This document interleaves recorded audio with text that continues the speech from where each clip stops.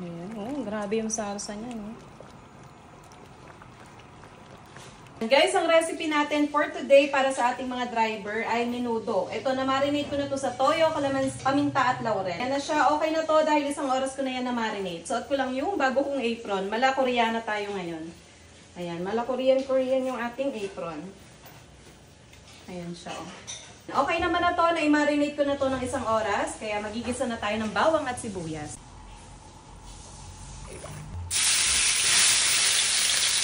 Ayan, ang daming bawang at sibuyas. Isa yun sa nagpapasarap, guys. Yung madaming bawang at sibuyas. Pag namula naman na yung bawang, ilagay na natin itong minarinate natin. Pero itong karne lang muna ilalagay natin, ha. Iiwan natin yung katas. Ayan. Para masangkot siya nating mabuti. Masarap kasi dito yung sangkot siya na nagmamantika na. Sangkotsahin lang natin itong mabuti. Mamaya ako na ilalagay yung atay. Kung nasangkot siya na natin mabuti at medyo lumabot na yung baboy, ilagay na natin itong atay. Isama ko na din yung katas.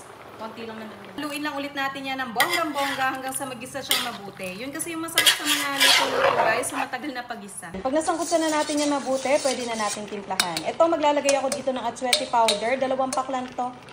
Ayan, powder lang to ha, kaya hindi ko to inuna. Ilagay na din natin itong tomato sauce na 900 grams to. Isang tomato paste din. Okay na muna yan, haluin natin.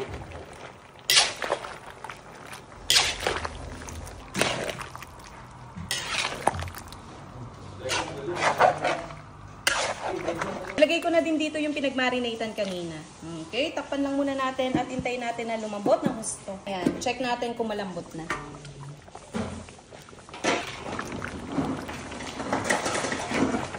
Tingnan natin kung malambot na. Pag malambot na, pwede na nating ilagay mga gulay. Ayan, okay na.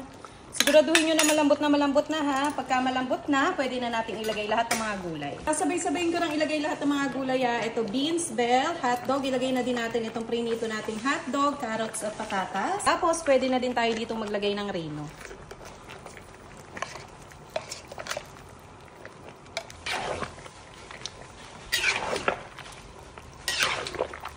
Ayan. Ako, napakasarap ng ating menudo. Tikman nga natin. Titikman ni Ate Shea kung pasado na ba yung ating menudo.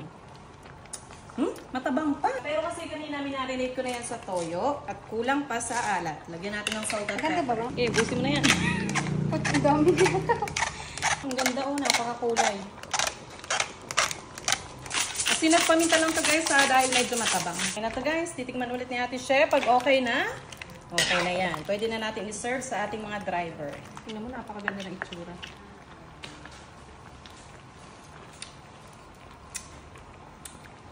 Okay na.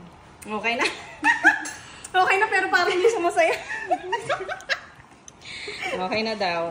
So, ayan na yung ating menudo guys. Napakasarap niyan. Ano lang talaga si Ate Shea, hindi siya natawa. Sige, bungi ako. Bungi daw siya. Ipapaliwanag na.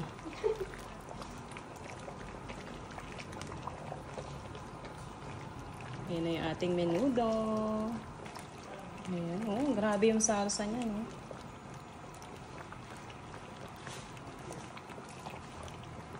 Ayan yung salsa niya, oh.